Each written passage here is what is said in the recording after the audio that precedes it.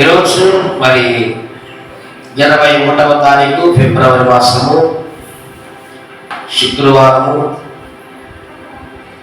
అదేవిధముగా 2025వ సంవత్సరము. దేవుని నూతన సంవత్సరంలో మనకు ఈ 50 దినాలు ఏర్పాటు చేసిన ఈ ఉపవాస గుడికలు మనందరి జీవితాల్లో వెలుగును నింపడానికి దేవుడు మనకి ఇచ్చిన అవకాశాన్ని బట్టి ఒకసారి ఆయనకి మరి ఈరోజు 6వ ఉపవాస గుడికలోకి ప్రవేశపెట్టిన దేవుడు మహిమపరుస్తూ చప్పట్లు ఘనంగా ఆయన మహిమపరుస్తాం. అదేవిధంగా ఈ 6వ ఉపవాస గుడికలో దేవుడు మనతో కొన్ని విషయాలు మాట్లాడబోతుండగా జాగ్రత్తగా వాక్యాన్ని విని ఆయన మహిమపరిచి మరి ఆ వాక్యం ద్వారా మనం సరిచేయబడి ఇలా కూర్చుని వినటం వల్ల విశ్వాసము వలన స్వస్థత కార్యాలు మన పట్ల జరుగుతాయి. విశ్వాసం వినటం వల్ల వస్తుంది. విని మనం జాగ్రత్తగా విశ్వాసాన్ని కలిగి ఉంటే స్వస్థత కూడా వచ్చింది. దీంట్లో అన్ని మిళితమై ఉన్నాయి. కానీ కష్టంగా అనిపించొచ్చాము, కానీ ఇది ఆయన కాడి చాలా సులువుగా తేలిగ్గా ఉంటుంది. అర్థమైన వాళ్ళకి అర్థం కాని వాళ్ళకి విసుకొచ్చు, బాధపడిపోతా ఉన్నాం. కానీ దేవుని పని మరి సులువుగా తేలిగ్గా మనం చేయగలిగితే ఈజీగా మనం ఉన్నతమైన శిఖరాలకు వెళ్ళగలుగుతాం. దేవుడు మనం దీవిస్తాడు. అందరం చప్పట్లు కొడుతూ ఈరోజు దేవుని వాక్యంలోనికి వెళ్దాం. అపోస్తుల ద్వారా అద్భుతాలు అనేటువంటి ఒక సందర్భాన్ని మీ ముందుకి తీసుకొద్దామని ప్రభు ప్రేరేపించి ఉన్నాడు. అపోస్తుల ద్వారా అనేక అద్భుతాలు జరిగినాయి. దయచేసి మా అపోస్తుల కార్యం 5వ అధ్యాయం బైబిల్ గ్రంథాన్ని ప్రతి ఒక్కరూ ఓపెన్ చేసి చూడండి. చదువుతున్నప్పుడు 5వ అధ్యాయం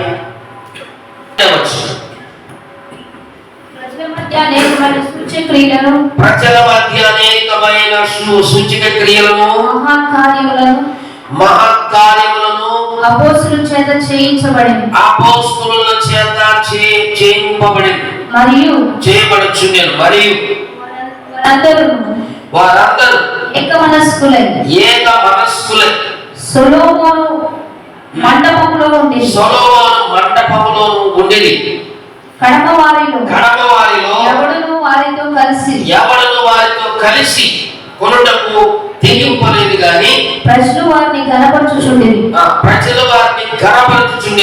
పురుషులను స్త్రీలను అనేకులు మరి ఎక్కువగా విశ్వాసులై ప్రభు పక్షమున చేర్చబడి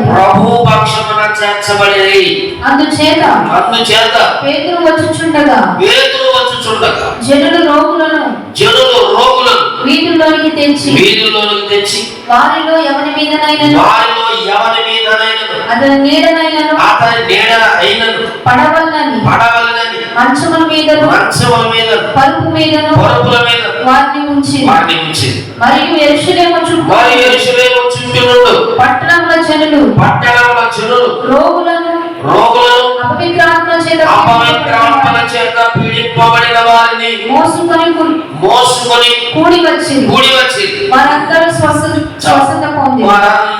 స్వస్థత పొంది.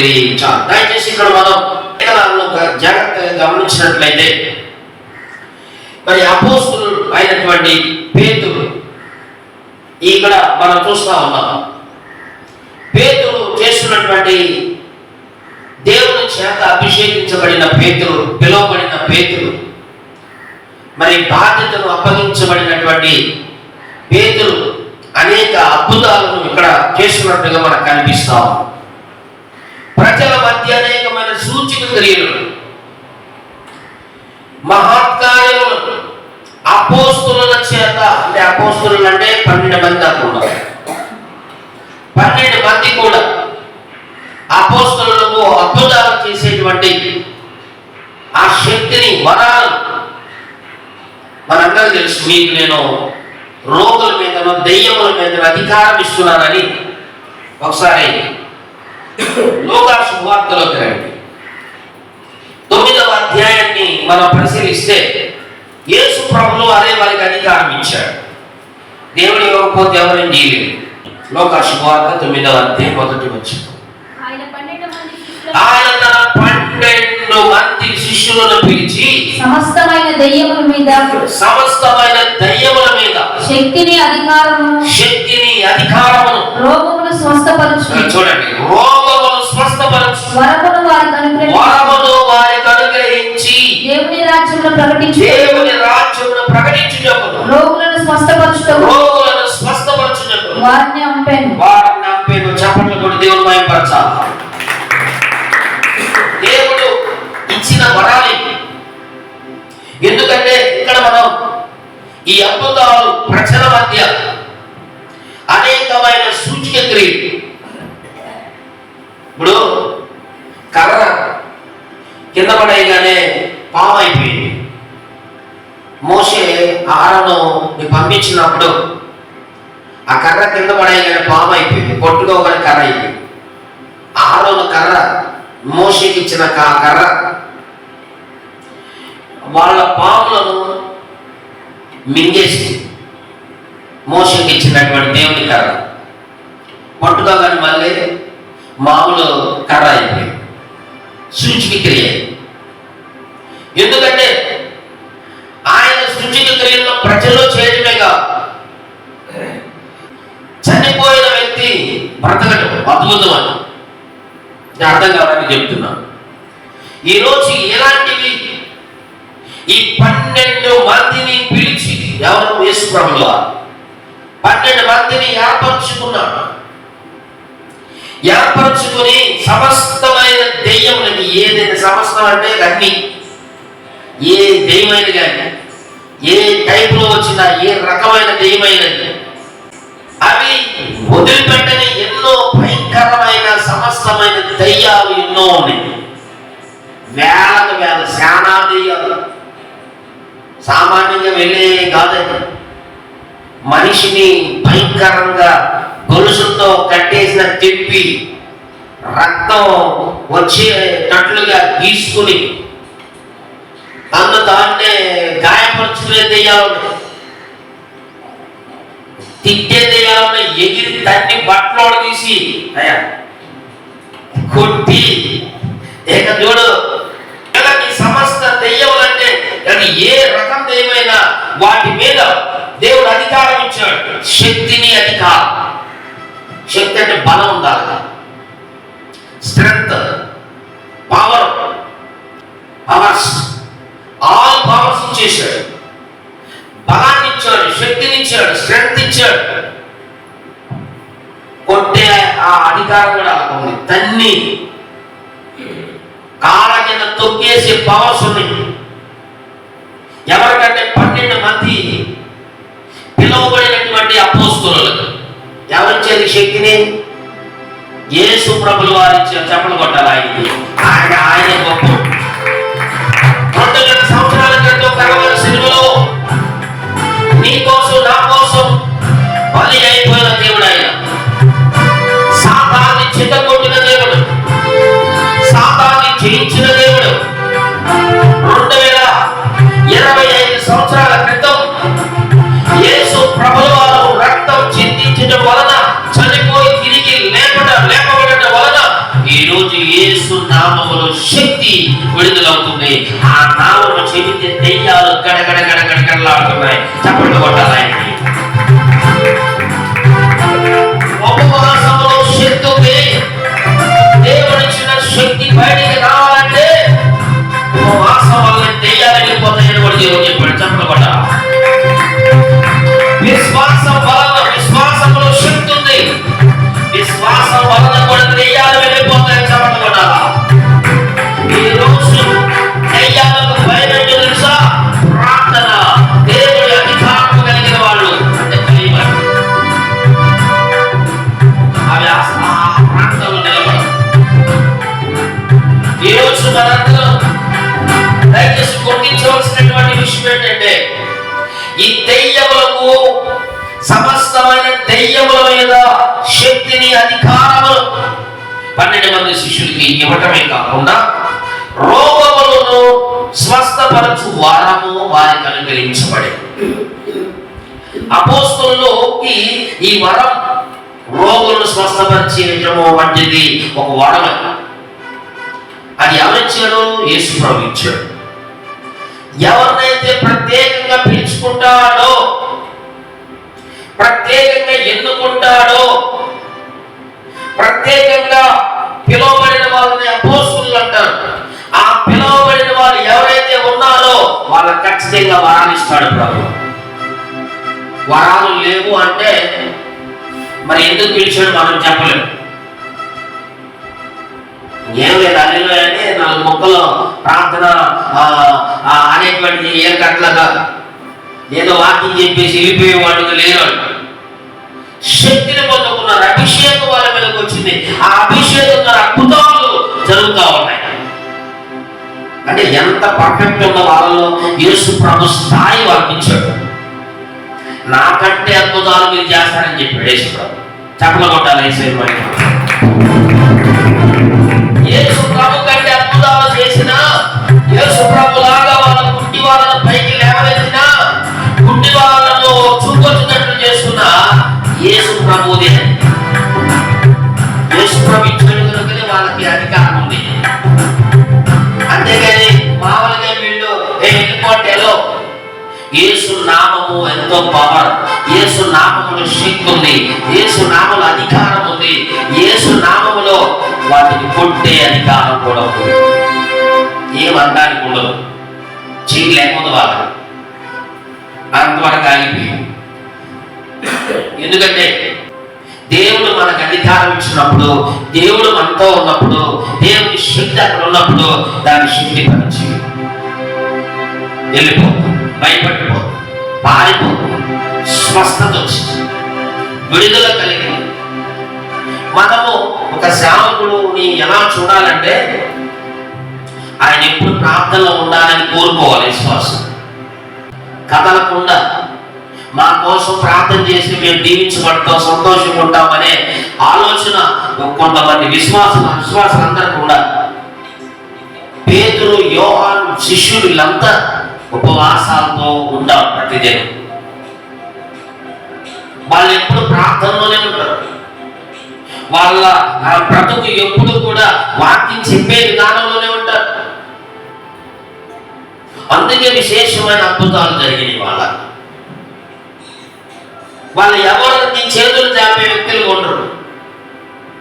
ఇంటింటికి తిరిగి ఏదో అది ఇస్తారు ఇది ఇస్తారని వెళ్ళే విధంగా ఉండరు. అనేక మంది ప్రజలు ఆ దేవాలయానికి వస్తూ ఉంటారు. అనేక మంది ప్రజలను మంచాల మీద తీసుకొచ్చే విధంగా ఉంటారు. అది నిజమైన పరిచర్య, అభిషేకంలో కూడిన పరిచర్య.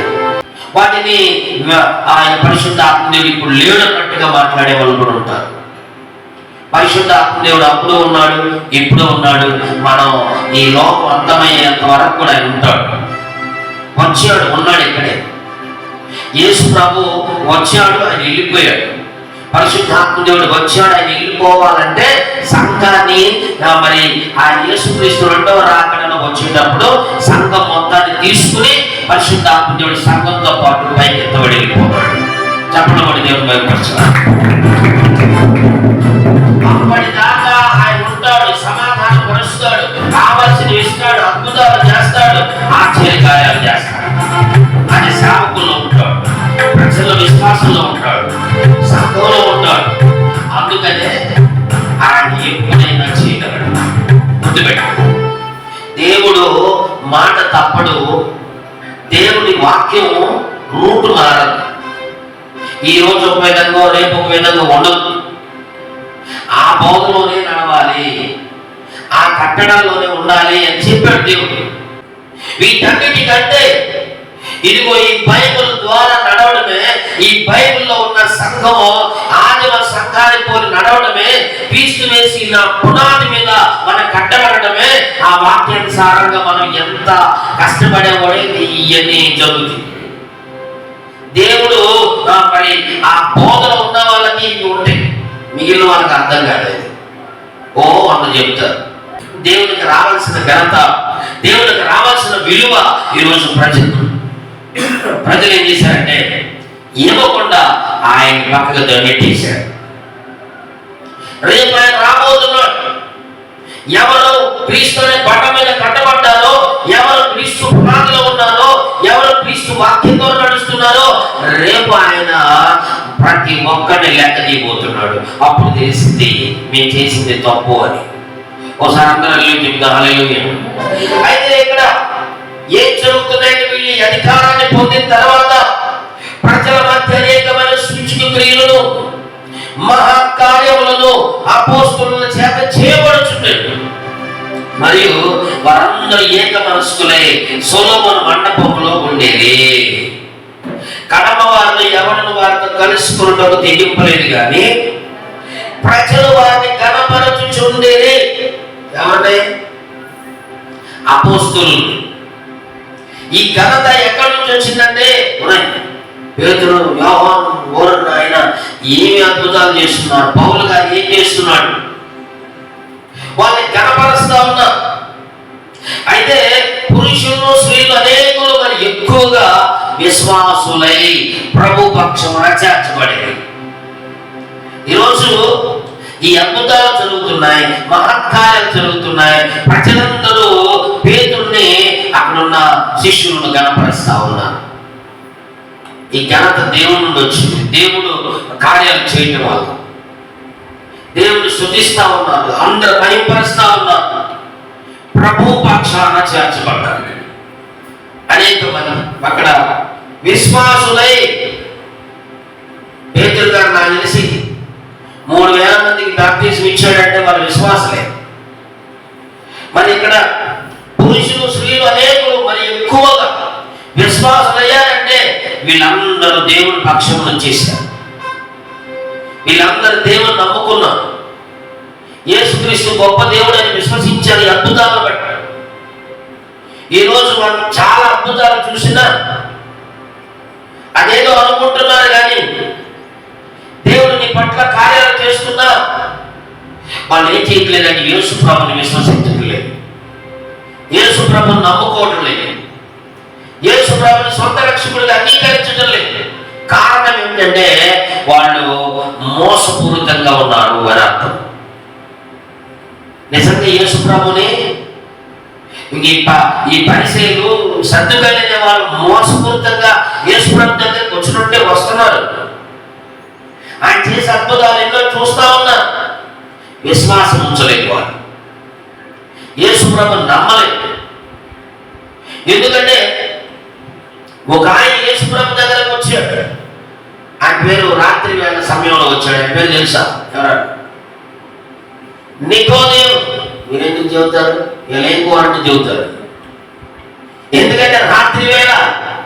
అయ్యా ఏం పేరు నీ పేరు? నికోదేమా? ఎందుకంటే రాత్రి వేళ యేసు ప్రభు దగ్గరకు వచ్చాడు సైలెంట్గా. మతనాయకుడు ఆయన మారిపోయాడు యేసు ప్రభు మాటలు. ఒకటే డైరెక్ట్ గా ముఖం మీద కొట్టి చెప్పేశాడు. ఒక నీటి మూలంగా ఫస్ట్ మాట అన్నాడు, కొత్తగా జన్మిస్తే కానీ పరలోక రాజ్యం వెళ్ళమని చెప్పేశాడు. మతనాయకుడు ఆయన పెద్ద ఆయన సైలెంట్ గా చీకట్లో వచ్చాడు. ఎవరు చూడలే యేసు ప్రభుని గెలవాలి. ఒక నీటి మూలంగా ఆత్మ మూలంగా జన్మిస్తే పరలోకం అన్నాడు. అయిపోయి వాళ్ళపై కొత్తగా ఎలా జన్మించాలంటే నీటి మూలంగా ఆత్మ మూలంగా జన్మించమన్నాడు. ఎప్పుడైతే మతనాయకుడు వచ్చాడో యేసు ప్రభు మాటలు డైరెక్ట్ గా ఎప్పుడైతే చెప్పాడో వెంటనే తన జీవితంలో అతను మార్చబడ్డాడు. తర్వాత చూడండి, యేసు ప్రభు సమాధి దగ్గర కూడా ఈయన సెంటు అగరబత్తి సంబంధించిన మొత్తం ఆయన తీసుకొచ్చి ఖర్చు పెడతాడు. ఈరోజు యేసు ప్రభు చెప్పిన మాటలకు ఆయన మారిపోయాడు. అలా ఎవరో ఒకరు ఎత్తు. కొంతమందిని చూసిన కొంతమంది మారదు, కొంతమంది యేసు ప్రభు మాట వినరు. వాళ్ళ మతం ఏందో, వాళ్ళ కులం ఏందో, వాళ్ళ వర్గం ఏందో ఈరోజు రకరకాల సంఘాలుగా విభజించేసుకున్నారు. కొంతమంది నల్లం సంఘం అంటారు, ఎర్ర సంఘం అంటారు, ఆ కులం సంఘం, ఈ కులం సంఘం. అర్థమైందే? అది ఓసీ సంఘం, ఇది బీసీ సంఘం, ఎస్సీ సంఘం. దాంట్లోకి బీసీ కమ్యూనిటీకి సంబంధించిన వాళ్ళు వెళ్తారు. చౌదరీస్ అనుకోండి ఓసీల్లో, ఆ క్యాస్ట్ వాళ్ళు వెళ్తున్నారు కొంతమంది. కొంతమంది రెడ్డీస్ ఉన్నారు, రెడ్డీస్ వస్తాడంటే పడిపోతూ ఉంటారు. ఇక అంతే, వాళ్ళు పిలిచి పడిపోతారు కదా. అంతేగా అట్లాంటి వాళ్ళు తీసుకొని వీళ్ళకి బాగా నచ్చిన వాళ్ళని ఈ బాగా డబ్బా కొట్టి పైకి లేపాలి. ఎవరు పొగడాలి, ఆ పాస్టర్ వేస్తారు. ఎఫెక్ట్ ఏమి ఉండదు. అదే ఆయన వచ్చాడు అనుకో, నువ్వు పాపం చేస్తున్నావు, మోసం చేస్తున్నావు, పైకిలే, దేవుడు నీకు చెప్తున్నాడు అన్నాడు అనుకోండి. ఓరే నాయకుడిని అనవసరం పిలిచేదో, నా జీవితం పాడు చేసేసాడు, ఉన్న డబ్బులు కోల్పోయి అని చెప్పి నా పొరుగు తీసాడు అంటాడు. మార్చేవాడు ఈ రోజులు అవసరంతో ఉండలేదు, బాగు చేసేవాడు అవసరంతో ఉండలేదు. వాళ్ళు ఏ కాడికి పొగిడి వాళ్ళు చెప్పిన మాట ఇదేమో పాస్టర్లు, సేవకులు, బోధకులే కావాలి. ఈరోజు ఖండించి బుద్ధి చెప్పి నువ్వు చేసేది పొరపాటు దేవుడు చూపిస్తున్నాడు, అలాంటి టైంలో నువ్వు చనిపోబోతున్నావు, నువ్వు సరి చేస్తున్నాడు అనుకోండి. రెండో రోజు పాంప్లెట్లు వేస్తే మరి చూడండి, ఈసారి ఉన్నాడు ఆయన పాంప్లెట్లో ఆయన పాస్టర్ వద్దుగానే వేరే పాస్టర్. పెద్ద పెద్ద మంచి బోధకులు ఉన్నారు, వాళ్ళని రారు, వాళ్ళ పిల్లొచ్చిన. ఎందుకంటే వాళ్ళు వచ్చారంటే వాళ్ళ విధానం వేరుగా ఉంటుంది. అది ఎందుకంటే వాళ్ళు ప్రవచిస్తారు, వాళ్ళు చెప్పేస్తారు, వాళ్ళ విధానం అంతా తెలుస్తుంది. కాబట్టి ఈరోజు నేను ఎందుకు అంటున్నానంటే వాళ్ళు ఏదో అనాలని కాదు. ఈరోజు సంఘాల్లోనికి ఈ రకమైన ఫీలింగ్స్ ఉన్నాయి. మా వాడు మా అక్కడెందుకండి ఎక్కడ దాకేరండి.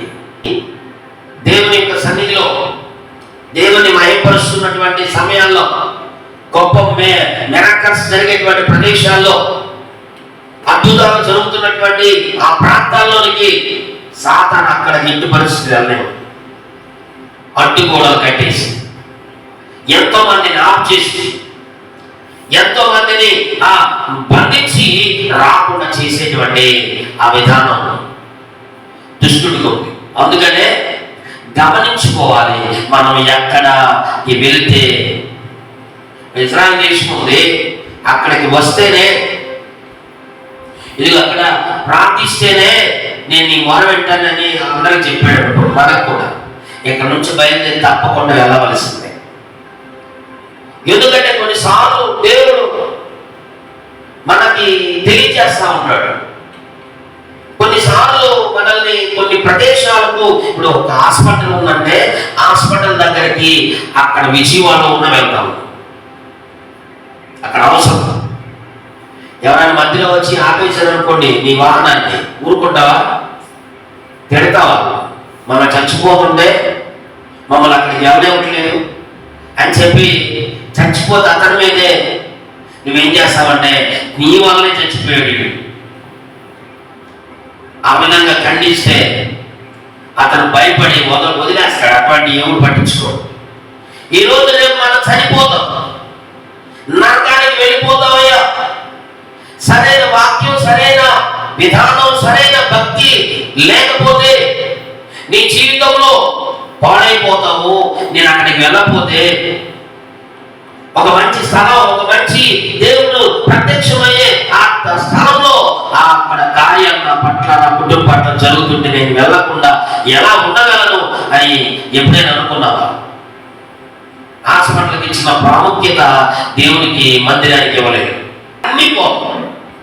ఈ భూమిని దేవుడికి ఉపయోగించామనుకోండి, దేవుడికి సహాయం చేసామనుకోండి, మార్గాన్ని ఏర్పాటు చేసామనుకోండి, నీకు పరలోకంలో ఎంత నా కోసం ఆ రోజు ఆ దారినిచ్చింది గుర్తుపెట్టుకుంటాడు. నా కోసం దెబ్బలో రాళ్ళు పెట్టి కొట్టించుకుంది, త్యాగం చేస్తే ఆ త్యాగం పొందుతుంది ప్రభు పరలోకంలో స్థానం ఇస్తాడు, పిలుస్తాడు. ఆ ప్రేమ నీతో ఉందంటే దేవుడు నీతో ఉంటాడు. నిన్ను తప్పకుండా పడిపోకుండా నరకానికి వెళ్ళకుండా ఆయనే కాపాడుతూ తీసుకెళ్తాడు, ఆక్రమిస్తాడు. ఆ భక్తిని నీకు ఇస్తాడు, తొట్టిల్లకుండా చేసుకుంటాడు ఆయన. ఎందుకంటే నువ్వు త్యాగం చేసావు కాబట్టి. ఇక నిన్ను విడిచిపెట్టాడు ఆయన. ఈరోజు అలాంటి త్యాగాలు లేవు. దేవుని దగ్గర కూడా స్వార్థం అయిపోయింది. దేవుని పరిచర్యలో స్వార్థం, దేవుని సేవకుల దగ్గర స్వార్థం, అన్ని స్వార్థం అయిపోతే ఏం తీసుకెళ్తారు చెప్పండి? ఎన్ని రోజులు బ్రతుకుతాం మనం? ఎన్ని రోజులు జీవిస్తాం? అర్థమైంది? ఫుడ్ పాయిజన్ అయిందంటే ఇక వేసుకెళ్ళిపోతారు 108లో. 108లో వేసుకెళ్ళిపోయి ముక్కుకు పెట్టేస్తారు ఆక్సిజన్.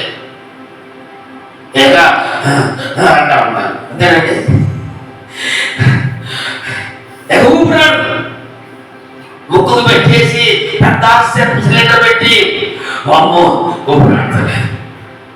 ఏదయ్యా లోపల తినపడదు ఉనికి మనసులోనే, కళ్ళల్లో నా నీళ్ళు కాడుతూ ఉంటాయి. ఏ ఉపయోగం? ముక్కుకు పెట్టకుండా ఉండాలంటే దేవుడితో నువ్వు సంబంధం కలిగి ఉండాలి. సరే చెప్తా హల్లెలూయా. కాబట్టి ఈరోజు అనేకులు విశ్వసించి ప్రభు పక్షానికి వస్తుంటే నువ్వేమో ఎవరి పక్షాన్ని వెళ్తున్నావు? నేను మాకు ఆలు కావాలి, మాకు నీళ్ళు కావాలి, మాకు ఆవులు కావాలి, మాకు ఇది కావాలి, అది కావాలని ఈరోజు దారులు వేసేసుకుని అడ్డంకులు పెట్టుకున్నావు. ప్రభు పక్షాన్ని నిలబడ్డావా? ప్రభు పక్షాన్ని విశ్వాసంగా నిలబడ్డావా? ఆయనకి సపోర్ట్ చేస్తున్నావా? ఆయన ఆత్మలను సంపాదించే వ్యక్తిగా నిలబడుతున్నావా? పరిచయం చేసి నువ్వు అనేక మందికి చెబుదాం, అనేక మంది నడిపిద్దాం, అనేక మందికి ఈరోజు ఉపవాసాలు జరుగుతున్నాయి, బ్యాప్టిజాలు మరి తీసుకున్నట్టుగా ప్రేరేపింపు చేద్దాం. వాక్యం ఇంటి వాళ్ళు మారిపోతారు, వాళ్ళు సిద్ధపడతాం, పరలోకంలో ప్రతిఫలం ఉన్నది. ఎన్ని ఎవరు ఆలోచిస్తున్నారని చెప్పండి. సేవకుల కోసమో లేకపోతే ఇంకోల కోసమో నీ స్వార్థం కోసమో మనుషులు వాడుకోకండి. మనుషులను దేవునికి ఉపయోగపడేటట్టుగా పని చేయాలి, మేలు కలిగే విధంగా పని చేయాలి. ఆయనకి మహిమ వస్తుంది అనుకుంటే పని చేయాలి. ఏం మహిమ రానప్పుడు ఎందుకంటే, ఏం లేనప్పుడు ఎందుకు ఆలోచించండి ఒకసారి. ఏ దేవుని దగ్గర ఏ రెస్పాన్స్ రానప్పుడు ఉపయోగమే ఉంటుంది. దేవుడి దేవుని పని అక్కడ మంచిగా జరగటం వల్ల వేలాది మంది ప్రజలు రక్షించబడతారు. అలాంటి పరిచయించి అక్కడ యేసయ్య దేవుడు కదులుతున్నాడు, అక్కడ చేస్తే అనేక మంది మారుతారు అనే దానికి సపోర్ట్ చేయాలంటే చెడగొడతారు, చెడగొట్టి శాపాన్ని తెచ్చుకుంటారు, చెడగొట్టి ఆ శాప పూరితమైనటువంటి భయంకరమైన ఉగ్రత తెచ్చుకుని బలైపోతారు. అదే నువ్వు ఆ రోజు సపోర్ట్ ఇచ్చి నిలబడి నువ్వు చేస్తే నీ తరంలో నీ పిల్లలు నువ్వు ఎంత హ్యాపీగా ఉన్నారు. హల్లెలూయా. అందుచేత పేతురు వచ్చుచుండగా ఎంత బాగుందో చూడండి. చెరువులో రోగులను వీధుల్లోకి తీసుకొచ్చారు. మనోళ్ళు మాత్రం రోగులు తీసుకురామంటే తీసుకురారు. మనం పాస్టర్ గారే వెళ్ళాలి. కొన్నిసార్లు రానంట హాస్పిటల్కి వెళ్ళిందంటే హాస్పిటల్ కంటే ఎట్టగంట తీసుకెళ్తా ఉంటారు ఆటో ఎక్కించి. ఎందుకంటే వీళ్ళు ఏం చేస్తున్నారంటే పేతురికి టైం లేదు. ఓ పేతురు బిజీగా ఉన్నాడు. అర్థం చేసుకోండి. పేతురు ఎందుకు వెళ్ళలేదంటే మా ఇంటికి అంటలా వాళ్ళు ఏమంటారంటే వాళ్ళ విశ్వాసం ఏంటంటే ఆయన మనం పిలిచే కంటే ఆయన ఎంతో బిజీగా ఉన్నాడు, మీ ఇంటికి రావడానికి టైం సరిపోదు, ఆయన ప్రాంతంలో ఉన్నాడు, వాక్యం చెప్పే పని ఉంది, ఎక్కడికక్కడ డైలీ బిజీగా ఉంది. ఇలాంటి టైంలో రోగులు ఏం చేస్తున్నారంటే ఇదిగో వీధుల్లోకి తీసుకొచ్చేసారు. వాళ్ళే తీసుకొచ్చేసారు. తీసుకొచ్చినప్పుడు వాళ్ళ యవన మీదైనా తన నీడైనను పడవలని మంచముల మీదను పరుపుల మీద వారిని ఉంచిరి. అంటే పేతురు నీడ పడితే కూడా స్వస్థత వస్తుంది. పేతురు యేసు ప్రభువులాగా ఆయన వస్త్రాలు పట్టుకుంటే కూడా స్వస్థత వస్తుంది. పౌలు గారికి కూడా అదే అభిషేకం. ఇంత గొప్ప అభిషేకం పేతురు పౌలు శిష్యులకు. వాళ్ళు ఈ విధముగా చేతులు ఉంచితేనే అభిషేకం తాగుతున్నారు. అందుకనే వీళ్ళందరినీ రోగులను తీసుకొచ్చారు. అనేక మంది మారిపోతున్నారు. ఇలా మారిపోతున్న క్రమంలో ఎన్నో సమస్యలు ఎదురవుతున్నా కానీ నిజ సత్యాన్ని వాళ్ళు బయటకు తీసుకొచ్చారు. ప్రాణాలు కోల్పోయినాక ఇది పరిచర్య. ఇది సేవ అంటే. ఈ విధంగా మనం పరిచర్య సేవను చేయగలిగితే, ఇది అనేక మందిని ఆ దేవుని రాజ్యంలోకి నడిపించగలిగితే ఖచ్చితంగా నీకు పరలోకం ఉంటుంది. సరే చెప్తాం. హల్లెలూయా. చివరగా యెరూషలేము చుట్టూ ఉన్న పట్టణముల జనులు రోగులను అపవిత్రాత్మల చేత పీడింపబడే వారిని మోసుకుని రాకపోతే ఇద్దరు ముగ్గురు కలిసి 2 కాళ్ళు చేతులు కట్టి ఏం చేయాలి? ఎత్తాడలు పడేటివే. దెబ్బకెడుకో ఇక్కడికి వచ్చేసింది ఆటో. లేదంటే గొలుసు కట్టి ఇక ఆటోలో కూర్చోబెట్టి ఆటో గొలుసు కట్టేసి 2 పట్టుకుని తీసుకురావడమే. వాళ్ళు చూడండి, మోసుకుని అంటే వాళ్ళు పట్టుకుని తీసుకొస్తున్నారు. పీడింపబడిన వారు మోసుకుని కూడి వచ్చిన వారు అందరూ స్వస్థత పొందారు. వాళ్ళ విశ్వాసం ఏంటంటే ఇక్కడికి తీసుకెళ్తే స్వస్థత వచ్చింది. ఆల్రెడీ పేతురు అభిషేకంతో కనపడుతుంది, ఇంకా అవసరం లేదు. ఏ సునాములు దెయ్యమాయిలు పడ్డాడు అయిపోయింది చెయ్యాలి పెడతాడు. అసలు ఆయన పవర్ ఉంది, అధికారం ఉంది, శక్తి ఉంది, వెంటనే దెయ్యం వెళ్ళిపోయింది. ఇలా అందరూ స్వస్థత పొందారు. చప్పట్లు కొడితే అయిపోతాం బలంగా.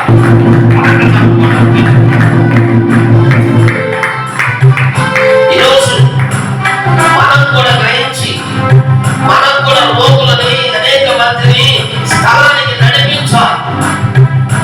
ఉపవాసాల్లో మాసంగా ఉంటాడు, రాలేని పరిస్థితులు ఉంటాయి, బిజీగా ఉంటాడు. మేము అక్కడికంటే ఇక్కడికి రనే కంటే కూడా ఇక్కడికి రావడం ఎంతో విశ్వాసం అని. సరే అల్లు చెప్తాను. దగ్గరకు తీసుకోవడం అది దేవుడు ఇంత బలవంతంగా వాళ్ళు ఎంత విశ్వాసంగా తీసుకొచ్చి ఉంటారు ఆసక్తితో. అది చూశాడు. దాన్ని బట్టి వాళ్ళు స్వస్థతలు పొందుకున్నారు. ఈరోజు నా ప్రియ సహోదరి సహోదరుడు, యేసయ్య మనలను బాగు చేయాలంటే, యేసయ్య మనలను విడుదల చేయాలంటే, ఒకటి మనం యేసు దగ్గరికి వచ్చి విశ్వాసంతో వేడుకోవాలి. అందరూ చెప్తాను. హల్లెలూయా. చివరికి ఒక పాయింట్ చెప్పి నేను ముగించేస్తాను. అపోస్తుల కార్యంలోనే 2వ అధ్యాయం 43వ వచనం. అప్పుడు ప్రతి వానికి భయం కలిగెను. మరియు అనేక మహత్కార్యములను సూచక్రియలను అపోస్తలుల ద్వారా జరిగెను. హల్లెలూయా. అపోస్తలుల ద్వారా ఇవన్నీ జరిగినాయి. ఈరోజు మన పట్ల కూడా జరగాలంటే ఇక్కడ మనం చూస్తాం. 3వ అధ్యాయం 12వ వచనం కూడా ఒకసారి చదవండి. పైన 3వ అధ్యాయం 12వ పేతురు దీనిని చూసి ప్రజలతో ఇట్లా నేను ఇశ్రాయేలీయులారా మీరు విని విషయమై ఎందుకు ఆశ్చర్యపడుచున్నారు? మా సొంత శక్తి చేతనైనను భక్తి చేతనైనను నడవను వీటికి బలం ఇచ్చినట్టుగా మీరెందుకు మా తట్టు తేరి చూచుచున్నారు? హల్లెలూయా. పేతురు ఎంతో తగ్గించుకున్నారు. ఇది మా బలం, మా శక్తి కాదు, ఇది దేవుడు ఇచ్చింది. ఎందుకు మమ్మల్ని ఆశ్చర్యపడిపోయి మీరు బాధ్యతలు వస్తున్నారు అని ఎంత తగ్గించుకున్నాడు. అందుకే ఓకే, దేవుడు బాగా తగ్గించుకున్న వాళ్ళని చూసే దేవుడు ఇస్తాడని పిలుస్తాడు. ఎవరు పెడతారు దేవుడు. ఒక చోట ఒక నిర్మీయాలు ఎవడో మిమ్మల్ని రమ్మంది బియ్యం గుచ్చుకోండి అని పుట్టాడు అంటారు. ఎవడో బాబు నేను రమ్మంది ఎవరు చేయమన్నారంటే రేపు అడుగుతాడు దేవుడు లెక్క. ఎందుకంటే నా గొర్రెలు మేపని ప్రత్యేకంగా చెప్పాడు, నా సేవ చేయమని ప్రత్యేకంగా చెప్పాడు. ఎలాంటి వాళ్ళను దేవుడు దీవిస్తాడు, నడిపిస్తాడు, వాళ్ళకు తోడుగా ఉంటాడు. అలాంటి వాళ్ళే రావాలి. ఏదో బ్రతకడానికో లేదో ఏదో భోజనం తినడానికో లేకపోతే పేరు కోసమో లేకపోతే నేను కూడా పాస్టర్ గారి ట్రైనింగ్కి వెళ్ళి నా కుటుంబం పోషించబడ్డానికో సంఘాలు అనవసరమై త్యాగం చేయాలి. ప్రాణం పెట్టగలిగిన కాపరి మరి వీళ్ళందరూ కూడా తెగించేవాళ్ళు. వారి ప్రాణాన్ని పణంగా పెట్టారు, ఆఖరికి చనిపోయారు క్రీస్తు కోసం, త్యాగం చేశారు. అలాంటి సేవకులైతేనే అలాంటి ఆ సంఘంలో అభివృద్ధి విస్తరిస్తారు. వారి పట్ల దేవుడు మేలు చేస్తారు. దేవుడు మన దీవించును గాక. ఒకసారి అందరినీ చెప్దాం. హల్లెలూయా. మీరు కూడా గ్రహించి అద్భుతాలు చూసిన వాళ్ళు ప్రతి ఒక్కరు ఏం చేయాలి? రక్షణలోనికి రావాలి. కొంతమంది రావాలి, ఓ 20, 30, 40 సంవత్సరాలు దాకా బడాయికి పోయి అప్పుడు వచ్చి ప్రభా నా కాలు పోయిందయ్యా, అయ్యా నా చెయ్యి పోయిందయ్యా, 2 నిమిషాలు మాట్లాడి వదిలేస్తా. ఏదో మోతిని తిరుగుతుందయ్యా, బ్యాప్టిజం ఇస్తే బాగుంటుంది, చేసి చేసేది మోసపోను. తీసుకోలే టైంలో నువ్వు తీసుకోదా. మేము మరి శాంతం యావన వయసులో తీసుకున్నాం. మా యావన జీవితాన్ని త్యాగం చేసి నేను మాకంటే మా పిల్లలు అసలు ముందే ఇంకా 6 years లో తీసుకున్నారు. ఇంకా వాళ్ళేమన్నారు, కొంతమంది ఉంటారు, ఓ 40, 50 పెళ్ళిళ్ళు పిల్లలు అంత అయిపోయి తన్నుకుని తిట్టుకుని దెబ్బలు కొట్టుకుని అప్పుడు వస్తారు. కాపురం ఎంత చండాలంగా ఉంది అయ్యా, పట్టుకలో భారతి దేవుడి కన్నా కాపురం బాగుపరిస్తే మేమిద్దరం కలుసుకుంటే అప్పుడు మేము ప్రాక్టీస్ తీసుకుంటాం. అంతే నమ్మసారి ఈ కేసులు 100 కేసులు ఒరే మనం తీసుకోవాలంటే వినడం, సినిమాలు చూడాలి, రకరకాలుగా అన్ని చూసి ఆనందించి అన్ని అయిపోయినాక అప్పుడు వచ్చి దేవుడి దగ్గర నీకు ఏం వరాలంటే ఏం ఫలాలు ఉంటాయి. యవన జీవితాన్ని ప్రభు కనిపిస్తే ఫలాలు ఇస్తాడు, వరాలు ఇస్తాడు, అద్భుతంగా నీకు కావలసిన పంట పోసుకుంటాడు. నీ పిల్లలు, నీ కుటుంబం దీవెనకరంగా ఉంటుంది. ఇది బద్దె. అమ్మో నాకు ఇవన్నీ పడవగానే నేను రోజు సీరియల్ చూడాలి కదా, ఈ సీరియల్ కూడా ఒకటి ఉంది, ఈ సినిమాలు కూడా ఒకటి ఉంది, లేకపోతే నాకు బూతులు మాట్లాడిపోతున్నా ఈ మాట నువ్వు మానవ తీసుకో. ఇక అంతే సార్, మార్చుకుని ఏసై పక్షానికి రండి. ఏసై మీ పట్ల తోడుకుంటూ ఎన్ని అద్భుతాలు చేస్తాడు. ఆయనకి విలువివ్వండి చాలు. దేవుడికి విలువించే వాళ్ళు కావాలి ఆయనకి. మనం హెచ్చించుకునేగా ఉంటే మనం అయిపోతాం. మనం తగ్గించబడి ఆయనకి ఘనతనివ్వాలని తెలియజేస్తూ మనం ఆయన ఘనత ఇస్తే మనకు ఘనత ఇస్తాడు ఆటోమేటిక్గా. నువ్వు ఇంకా ఎక్కువ చేయకూడదు. అంటే దేవుడే నాకు కొనిపించాడని దేవుని యొక్క తీసేయకూడదు. ఒకసారి చెప్తాను, ప్రార్థించాడు. కళ్ళు మూసుకుని ప్రార్థనలో కొనసాగుతాం. ఈరోజు ప్రభువా